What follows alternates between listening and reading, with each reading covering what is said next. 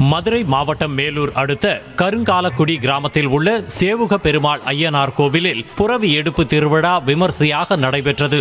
இதில் 21 நாட்கள் காப்பு கட்டி விரதம் இருந்த பக்தர்கள் மண்ணால் செய்யப்பட்ட குதிரைகளை சுமந்து வந்து நேர்த்தி கடன் செலுத்தினர்.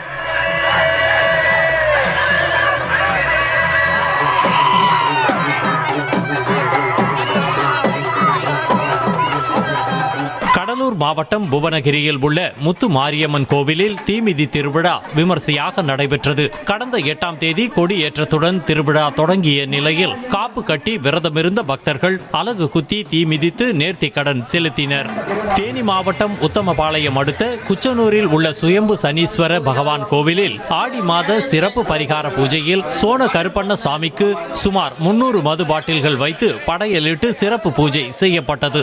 இதனையொட்டி சோன கருப்பண்ணசாமி சிறப்பு மலர் அலங்காரத்தில் பக்தர்களுக்கு காட்சியளித்தார்.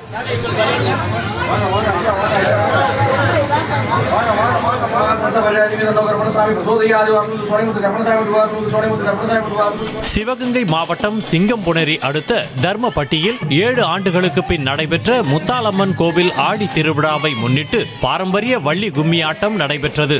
30க்கும் மேற்பட்டோர் ஒரே மாதிரி உடை அணிந்து நாட்டுப்புற பாடல்களுக்கு ஏற்ப நடனமாடினர்.